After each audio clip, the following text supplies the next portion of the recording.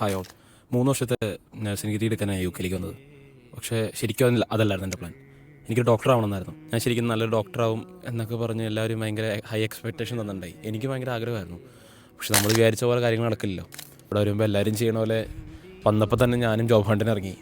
200+ ജോബിന് ഞാൻ അപ്ലൈ ചെയ്തു. അതിൽ നിന്ന് എനിക്ക് നെക്സ്റ്റ് മന്ത് തന്നെ എനിക്കൊരു ഡൊമിസിലറി കെയറിൽ ജോലി കിട്ടി.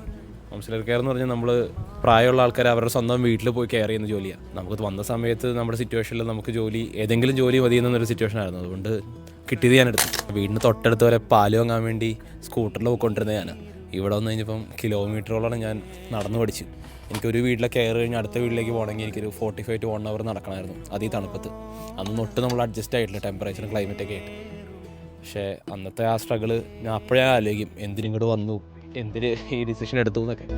UK വന്നതിന് ശേഷമുള്ള ആദ്യത്തെ ക്രിസ്മസ് ഡബിൾ പേ ആണല്ലോ എന്ന് വിചാരിച്ചിട്ട് ഞാൻ ഷിഫ്റ്റ് എടുത്തു ഈ ഡൊമിസിലറി കെയറിൽ. എനിക്ക് 8 മണിയാകുമ്പോൾ എൻ്റെ പണി തീരണ്ട. പക്ഷേ 8 മണി കഴിഞ്ഞ് കഴിഞ്ഞപ്പം വിളിക്കാമെന്ന് വരാമെന്ന് പറഞ്ഞാൽ എൻ്റെ ഏജൻസിക്കാരും വന്നില്ല. ഞാൻ ആ തണുപ്പത്ത് അന്ന് കുറേ നാളും പുറത്തിരുന്നു. കാരണം എന്നെ കൊണ്ടുവരാൻ അന്ന് ബസ്സില്ല, കാറില്ല. ക്രിസ്മസ് ഡേ ആണല്ലോ, നമുക്കറിയില്ലല്ലോ ടാക്സി ഒന്നും ഇല്ലെന്നുള്ള കാര്യം. അന്ന് തിരിച്ച് വീട്ടിൽ വന്നത് 12 മണിയായപ്പോഴാണ്. അതായിരുന്നു എൻ്റെ ലൈഫിൽ ഞാൻ ആ ജോലിയിൽ ഏറ്റവും എനിക്കുണ്ടായ എൻ്റെ one of the biggest struggle. ഇനി എനിക്ക് പറയാനുള്ളത്, ഇപ്പോൾ ജസ്റ്റ് കയറി വന്നേക്കുന്ന ഇൻ്റർനാഷണൽ സ്റ്റുഡൻസ് ഓർ നിങ്ങൾ വരാൻ ആഗ്രഹിക്കുന്നവരാണ്. നമ്മൾ ഏതെങ്കിലും ഒരു പോയിന്റിൽ സ്റ്റാർട്ട് ചെയ്യണം. ഇനി ഉള്ള ഒരു 3 to 4 years നമ്മുടെ ഫ്യൂച്ചർ ഇത് ഡിസൈഡ് ചെയ്യും.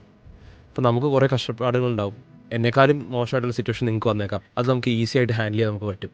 എനിക്ക് പറ്റിയത് നിങ്ങൾക്കും പറ്റും. നിങ്ങൾക്ക് ആർക്കെങ്കിലും ഇതേപോലത്തെ സ്ട്രഗിൾസ് ഉണ്ടെങ്കിൽ പ്ലീസ് ടു കമൻറ്റ്. നമുക്ക് സംസാരിക്കാം. സോ നമുക്ക് അടുത്ത വീഡിയോ കാണാം. C you guys. Bye bye.